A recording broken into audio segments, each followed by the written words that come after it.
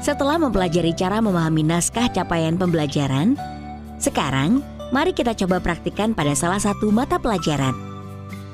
Pada video ini, kita akan praktik memahami capaian pembelajaran dengan contoh mata pelajaran IPAS di fase B. Perlu diingat bahwa contoh ini juga bisa diterapkan pada mata pelajaran lain, karena prinsip dan proses berpikir yang digunakan tetap sama. Mari mulai dengan melakukan langkah pertama, yaitu memahami rasional.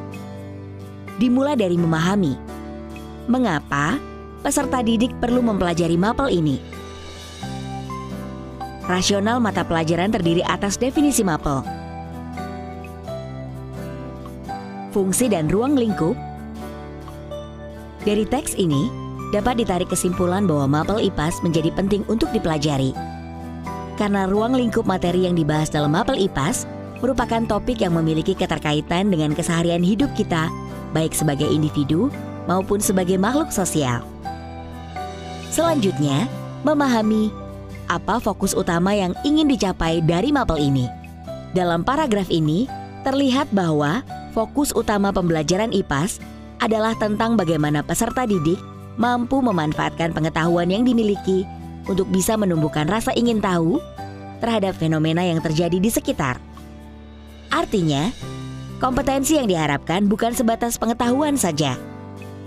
Pertanyaan selanjutnya adalah, bagaimana mapel ini dapat berperan dalam mewujudkan profil pelajar Pancasila? Dengan berbagai topik yang dibahas dalam mapel IPAS, diharapkan akan dapat menumbuhkan rasa ingin tahu para peserta didik terhadap fenomena yang terjadi di sekitarnya. Keingintahuan ini juga diharapkan dapat menumbuhkan sikap akhlak mulia terhadap dirinya, terhadap alam, juga mengasah daya nalar peserta didik untuk menjadi lebih kritis, kreatif, dan juga mandiri. Dan ini merupakan salah satu wujud profil pelajar Pancasila. Selanjutnya, kita ke tahap kedua, yaitu memahami tujuan mata pelajaran. Kompetensi apa saja yang perlu dimiliki peserta didik untuk sampai di capaian pembelajaran akhir fase? Ibu bapak bisa coba cari kata kerja operasional dalam kalimat-kalimat ini. Dengan begitu, akan lebih mudah bagi bapak ibu guru untuk mengetahui kompetensi apa saja yang ingin dicapai. Seperti berperan aktif, mengembangkan keterampilan inquiry, dan sebagainya. Tahap ketiga adalah mempelajari karakteristik mata pelajaran. Apa sajakah karakter dan elemen yang terdapat dalam mapel? Pertama, pembelajaran IPAS memiliki karakter yang dinamis dan senantiasa berkembang berdasarkan penelitian terbaru.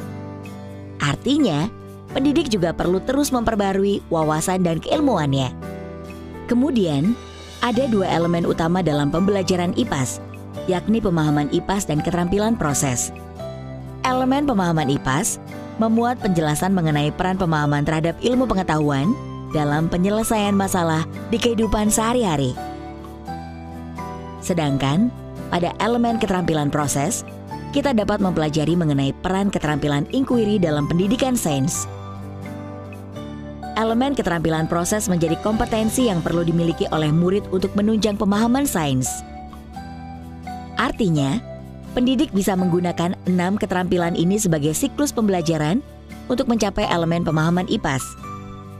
Jadi, setiap mempelajari ruang lingkup materi apapun, peserta didik selalu melalui proses sebagai berikut.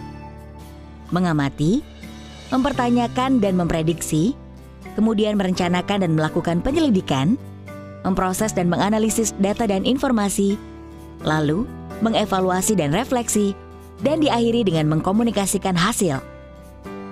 Hal inilah yang menjadi karakteristik mata pelajaran IPAS dan semua kelompok mata pelajaran IPA dan IPS. Mata pelajaran lainnya tentu akan memiliki karakteristik dan elemen yang berbeda. Namun, pendekatan inquiry seperti keterampilan proses ini bisa juga diterapkan dalam perencanaan pembelajaran lainnya. Tahap terakhir adalah mempelajari capaian per fase.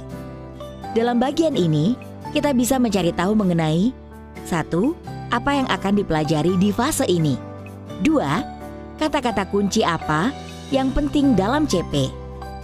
Ibu bapak bisa mempelajari fase yang dimana ibu bapak mengajar dan menandai kata-kata kunci yang memuat kompetensi dan ruang lingkup yang akan dipelajari. Misal, dalam kalimat ini disebutkan peserta didik akan mempelajari keterkaitan antara pengetahuan IPAS dengan konsep-konsep yang ada di lingkungan sekitar.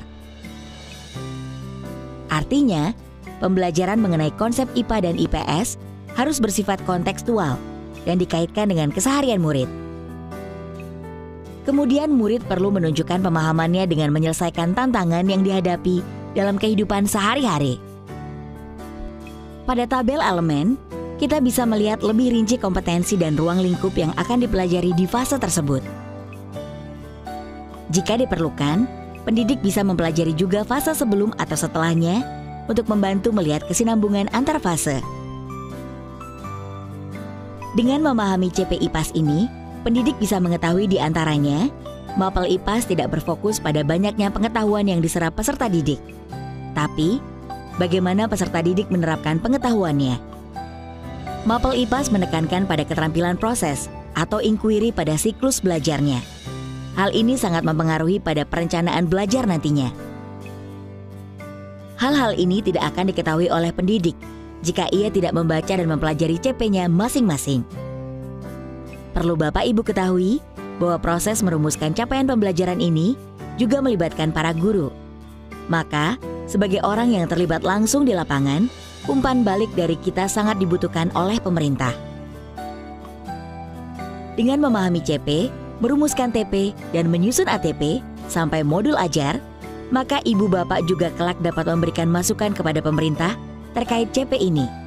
Sekarang, silakan ibu bapak melanjutkan mempelajari CP masing-masing atau menyimak contoh-contoh lain jika diperlukan.